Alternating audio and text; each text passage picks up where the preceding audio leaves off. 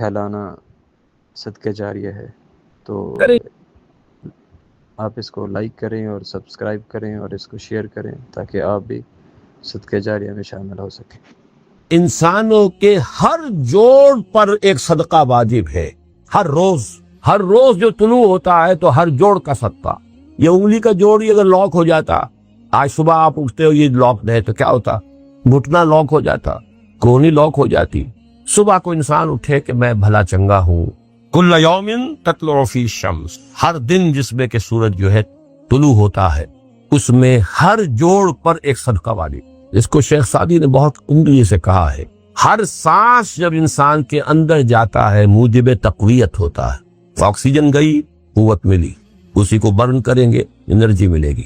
سانس باہر نکلتا ہے، یہ صفائی کا ذریعہ بنتا ہے، کاربن ڈائی آکسائڈ اور بہت سی چیزیں نکل گئی۔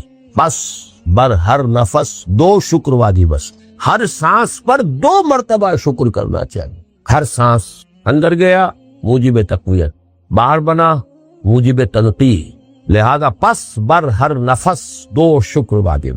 تقریباً اسی طرح کا یہ معاملہ ہے۔ لیکن اب یہ کیسے صدقے ہوں گے؟ اس صدقے ہی کے جیسے کہ پہلے آ چکا ہے اسی کی یہ تعریف میں ہے۔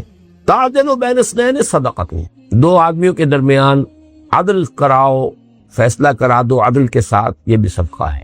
تعین الرجل فی دابتہ فتحملہ علیہا اور ترفع لہ علیہا متاعہ صدقۃ، اور تم مدد کرو کسی انسان کی اس کی سواری کے معاملے میں کہ اسے اس پر چڑھنے میں مدد دو، یا یہ کہ اس کی کوئی چیز، اس کا سامان نیچے سے اٹھا کے پکڑا دو، اونٹ پر سوار ہو گیا ہے اب سیتے سے سامان پکڑا رہے ہیں، یہ بھی صدقہ ہے۔ والکلمۃ الطیبۃ صدقۃ، ہر پاک بات جو اپنی زبان سے نکالو گے وہ صدقہ ہے۔ فلیقل خیرا او لیصمت، بات صحیح کرے، اچھی کہے یا خاموش رہے، تو ہر اچھی بات جو زبان سے نکلتی صدقہ ہے۔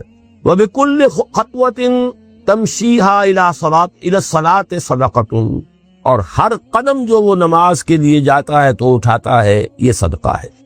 کسی شخص کو تکلیف میں دیکھ کر اگر آپ کا دل پسیجتا نہیں ہے، آپ کے دل میں رقیق کسے کہتے ہیں؟ پتلا، رقیق مادہ پتلا، رقت قلب، دل میں نرمی پیدا ہو جائے۔ دل میں نرمی اگر پیدا نہیں ہوتی ہے تو پھر جان لیجئے، میں ایک بہت سخت بات کہنے لگا ہوں، ایک شخص عالم ہو سکتا ہے، مفتی ہو سکتا ہے، فقیہ ہو سکتا ہے، مفسر ہو سکتا ہے، محدث ہو سکتا ہے، عابد ہو سکتا ہے، زاہد ہو سکتا ہے، نیک نہیں ہو سکتا اگر انسانی ہمدردی کا مادہ اس کے دل میں نہیں ہے۔ بات سمجھ لیا آپ نے پوری؟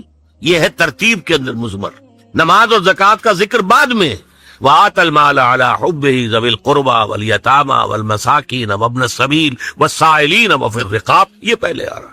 اور آپ میں سے بہت سے حضرات کو یاد ہوگی 4 پارے کی پہلی آیت، جو اس معاملے میں یوں سمجھیے قول فیصل، لن تنالوا البر حتى تنفقوا مما تحبون، تم ہرگز نیکی کے مقام کو نہیں پہنچ سکتے جب تک خرچ نہ کرو اس میں سے جو تمہیں محبوب ہے۔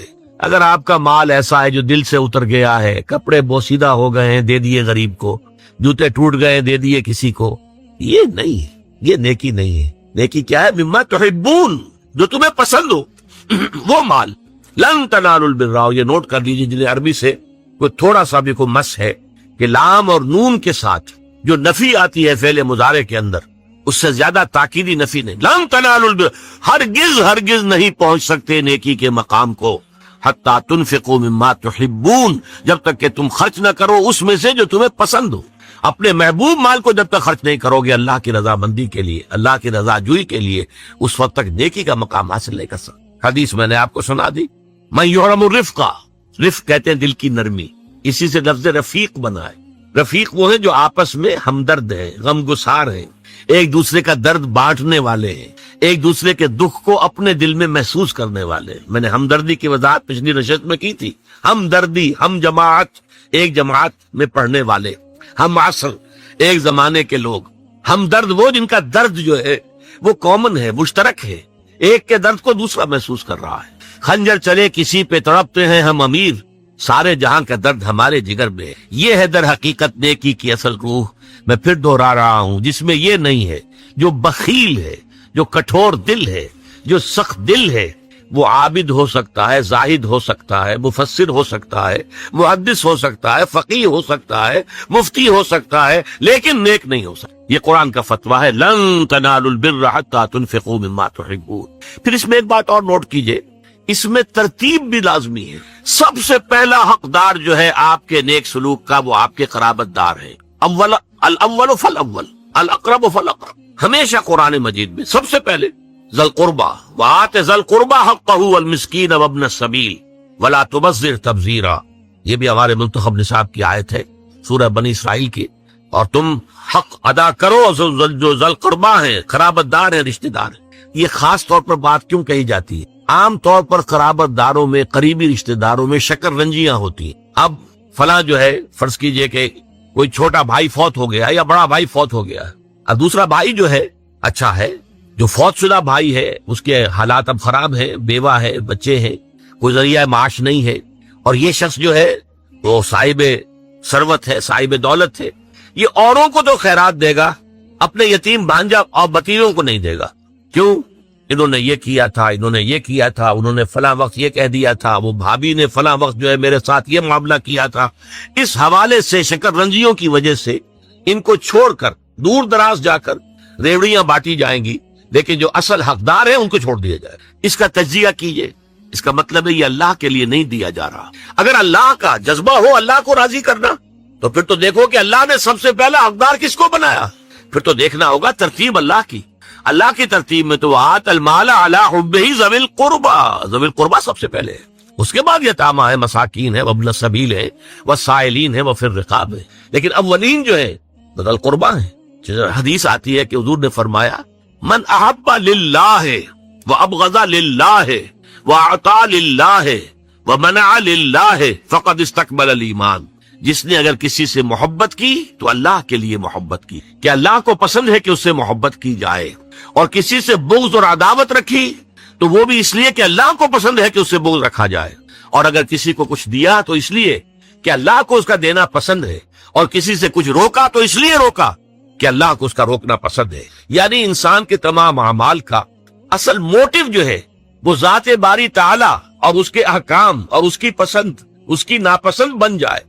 اگر یہ ہو جائے من احب للہ وابغض للہ واعطى للہ ومنع للہ فقد استکمل الایمان، تو ایسے شخص نے تو اپنے ایمان کی تکمیل کر لی۔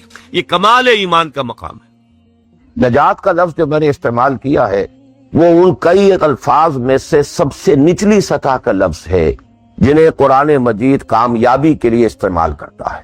بہت سے الفاظ آپ نے سنے ہوں گے، فوز اولئک هم الفائزون، وہ کامیاب لوگ ہیں، رشد اولئک هم الراشدون، وہ لوگ ہیں کہ جو بڑے نصیب والے ہیں، فلاح اولئک هم المفلحون، وہ ہیں اصل میں کہ جنہوں نے بلند ترین کامیابی حاصل کر لی، سعادت فاما الذین سعدوا، ان میں سب سے نیچے کا لفظ ہے نجات، نجات سے اوپر ہے فوز، فوز سے اوپر ہے فلاح، یہ اس کی ہائر ڈگریز ہیں۔ جیسے کامیابی امتحانات میں ایک محض پاس ہو جانا ہے اور ایک اس میں اے گریڈز لے کر آنا ہے، یہ ہمارے ہاں وہ ڈویژن شمار ہوتے ہیں، فرسٹ ڈویژن ہے، سیکنڈ ڈویژن ہے، تو یہ کئی اصطلاحات ہیں، فوز، فلاح، رشد، سعادت، سب سے کم سب سے نیچے، سب سے کم نجات۔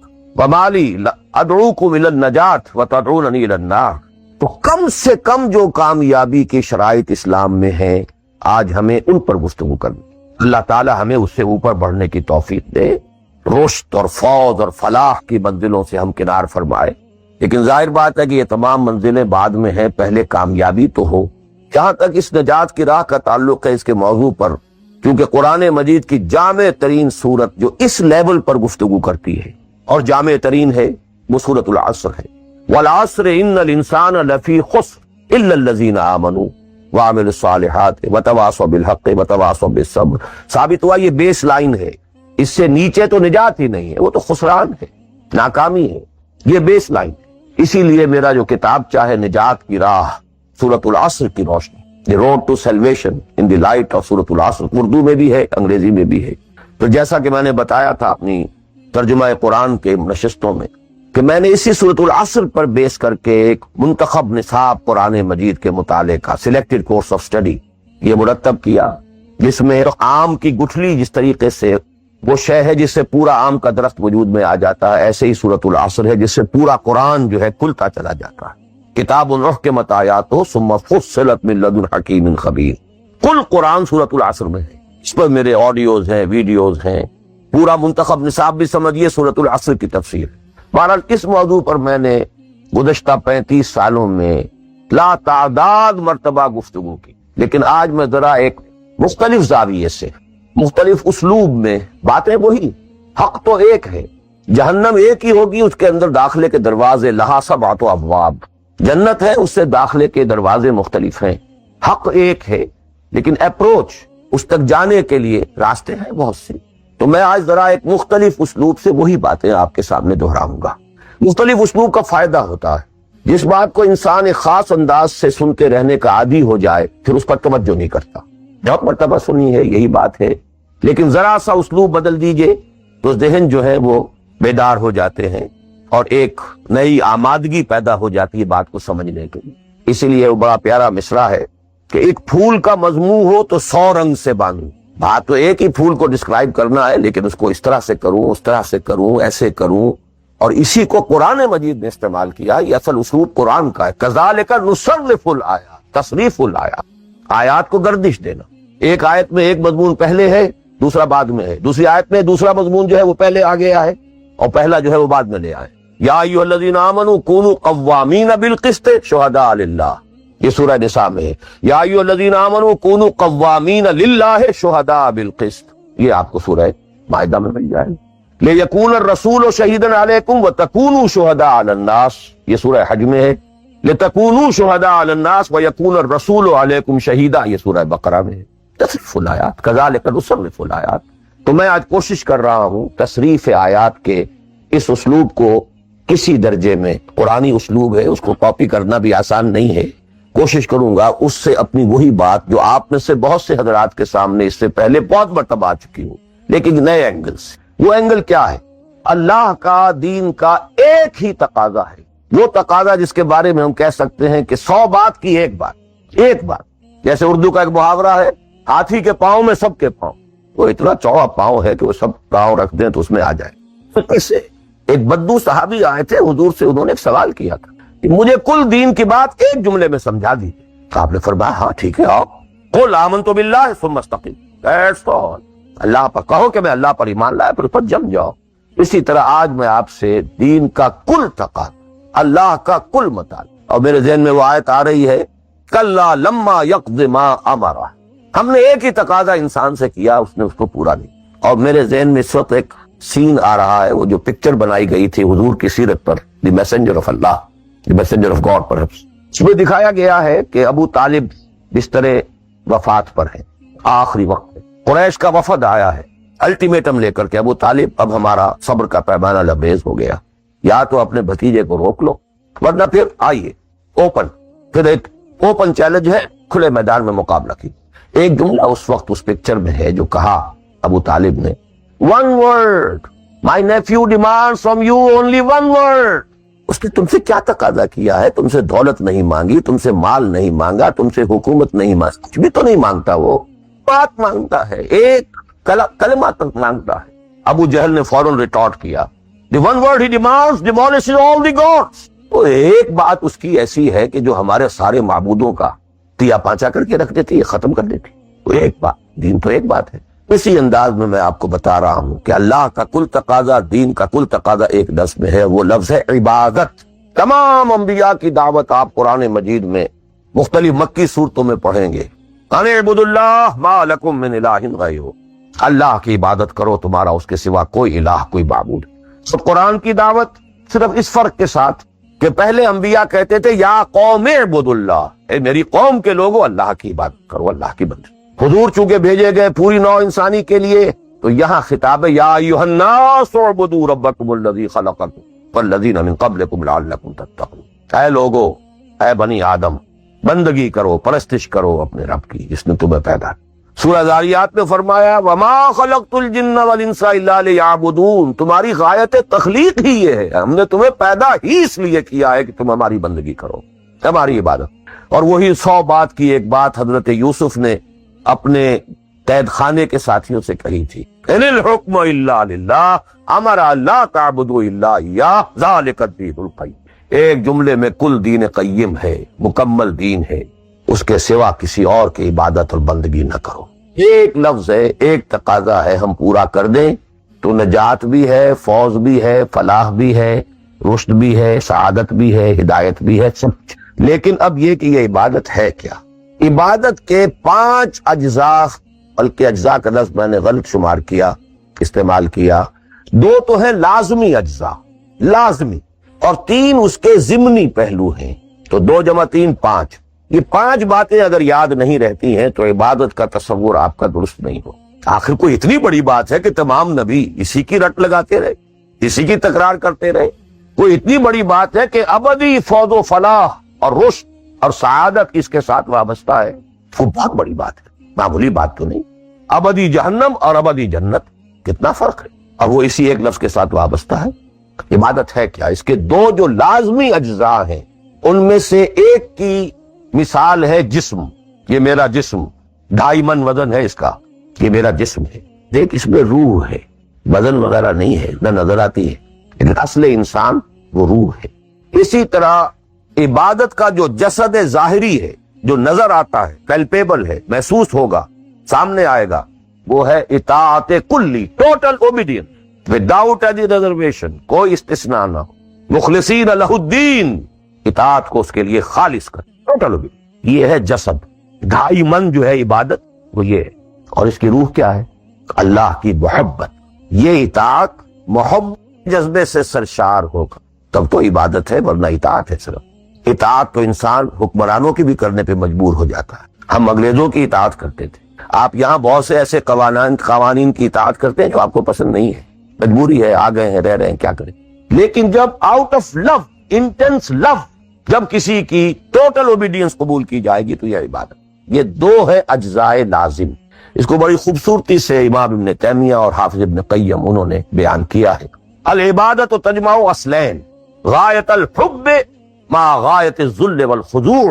2 چیزیں جمع ہوتی ہیں تو عبادت پوری ہوتی، انتہا درجے کی محبت اور انتہا درجے کی عاجزی اور اطاعت اور سرفگندگی کسی کے سامنے۔ یہ دونوں چیزیں اطاعت کے لازمی اجزاء ہیں عبادت۔ اور ان دونوں کے بارے میں ایک بات اور نوٹ کیجئے، ان دونوں کے اعتبار سے اللہ اور اس کا رسول بریکٹڈ ہے، ساتھ جڑے ہوئے، اس لیے کہ اللہ کی اطاعت رسول کی اطاعت کے ذریعے، وما ارسلنا من رسول الا لیطاع باذن اللہ ومن یطع الرسول فقد اطاع اللہ۔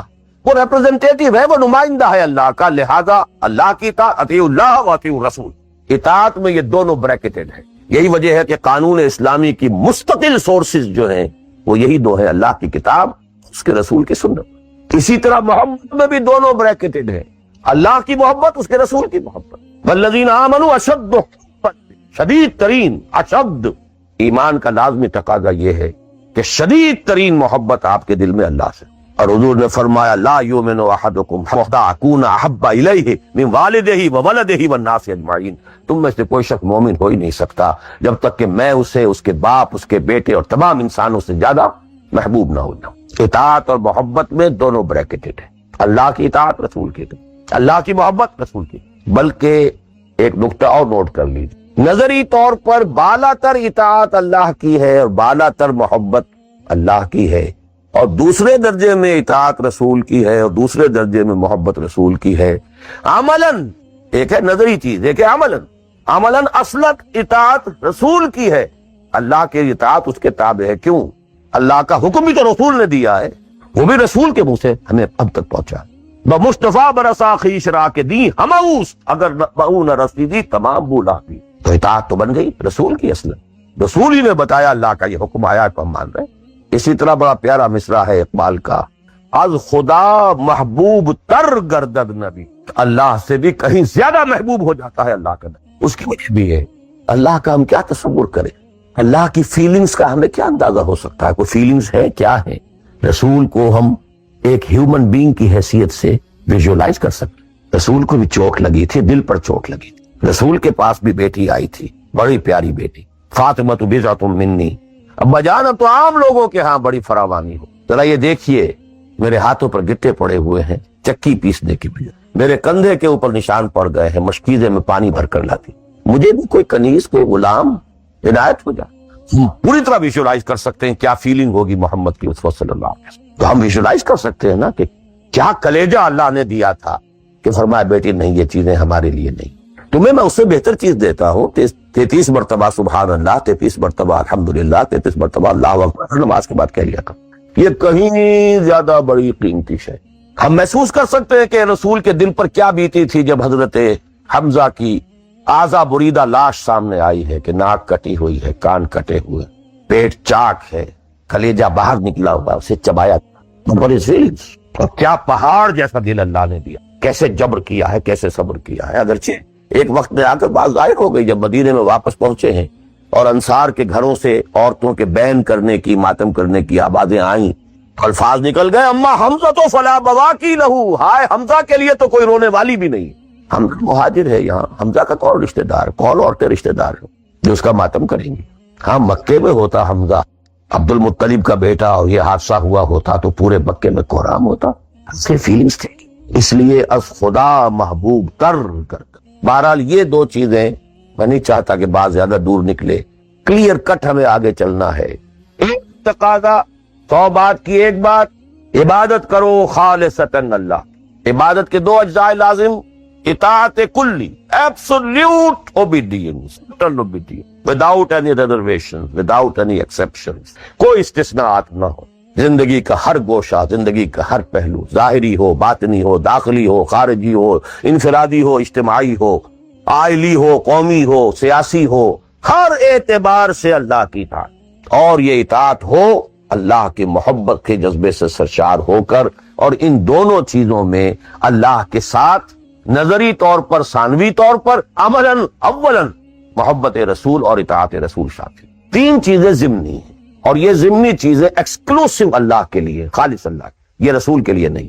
نمبر 1، تعظیم کے کچھ مظاہر ہیں، سجدہ کرنا، قنوت، تعظیماً کسی کے سامنے کھڑے ہونا، ہاتھ باندھ کر، کندھے جھکا کر، یہ قنوت کہلاتا ہے۔ کھڑے ہونا تعظیماً، جھکنا تعظیماً، جس میں رکوع بھی ہے، سجدہ بھی ہے، مطلقاً حرام کسی کے لیے، یہ صرف یہ مینیفیسٹیشنز ہیں اس کی، عبادت کا مظہر ہے۔ فقوموا للہ قانتین، اللہ کے سامنے کھڑے رہا کرو، سجدہ کرو، یہ اللہ کے سوا کسی۔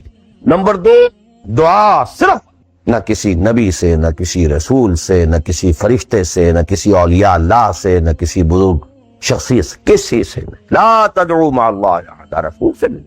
اب اس میں کئی الفاظ نوٹ کر لیجئے، استدعاء، استغاثہ، استمداد، استعانت، وہی مدد ہے، استنصار، صرف اللہ۔ ہاں مادی قوانین کے تحت فزیکل ورلڈ میں ہم مدد مانگ سکتے ہیں، ذرا مجھے ایک گلاس پانی لا دیجئے، مجھے ذرا یہ کر دیجئے، معلوم ہے پانی ہے، یہ جائے گا لے آئے گا، لیکن بالغیب مدد کسی سے مانگنا، استغاثہ کسی سے کرنا، استعانت کسی سے کرنا حرام ہے، عبادت کو 0 سے ضرب دے کر 0 کر دے۔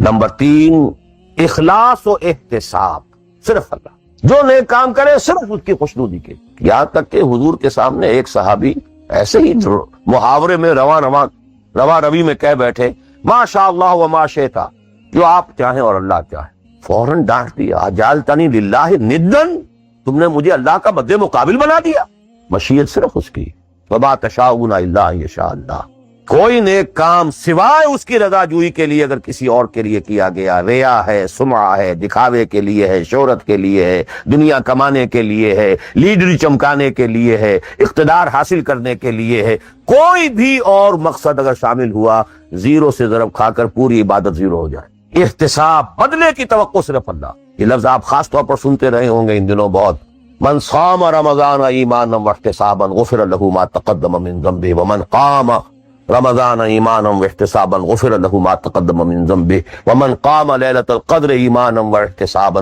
ایمان کے ساتھ احتساب کیوں آ رہا ہے؟ اس کا اجر و ثواب سوائے اللہ سے اور کسی سے توقع نہ۔ یہ 5 چیزیں ہیں، جہاں تک اطاعت کا تعلق ہے اس میں ایک ایکسیپشن نوٹ کر لیجیے، کہیں کسی وقت نسیان سے، خطا سے یا جذبات کے طوفان میں آ کر کوئی غلط حرکت کر بیٹھا، لیکن فوراً توبہ کر، یہ مستثنا ہے۔ میں نے 3 الفاظ کہے، خطا، آپ نہیں سمجھتے تھے کہ جو میں کرنے چلا ہوں یہ ڈس اوبیڈینس ہے، آپ کو پتہ ہی نہیں تھا، خطا ہو گئی، نسیان بھول گئے۔ ایک وقت ایسا ہے کہ آدمی کے اوپر غفلت کا پردہ پڑ جاتا ہے۔ حضور خود فرماتے انہ لیغان علی قلبی وانی لاستغفر اللہ فی کل یوم 70 مرہ، میرے دل پر بھی کبھی کبھی حجاب سا آ جاتا ہے، میں روزانہ 70 مرتبہ استغفار کرتا ہوں۔ تو ہم اپنے حجابات پر حضور کے حجاب کو قیاس نہیں کر سکتے کہ نسبت خاک رابع عالم پاک، وہ کوئی اور شے ہے، یہ کوئی اور شے ہے، لیکن یہ کہ بارے پردہ تو پڑتا ہے، اس میں کوئی غلط حرکت سرزد ہو گئی، یا نمبر 3 جذبات کا کوئی ہیجان تھا جس نے کہ اوور پاور کر دیا، انسان کی قوت ارادی کو معطل کر دیا، کوئی غلط حرکت سرزد ہو گئی، لیکن پھر توبہ فوراً۔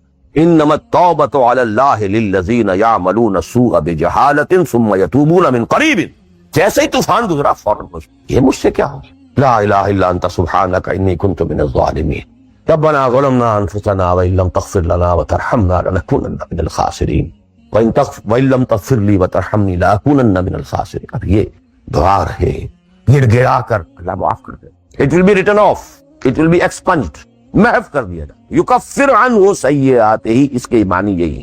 ہاں اس کے برعکس اگر گناہ بھی جان بوجھ کر مستقلاً کرتے رہے، ایک باقی ساری 99% عبادت ہو رہی ہے، ایک حرام شے کو اپنے لیے حلال ٹھہرا لیا، شعوری طور پر ارادی طور پر مداومت کے ساتھ اس کے اوپر ڈیرے جما لیے، وہ ایک گناہ جو ہے وہ پوری عبادت کو 0 سے درجے کا 0 کر دے گا، اور خلود فی النار، آگ میں ہمیشہ رہنے کی وعید۔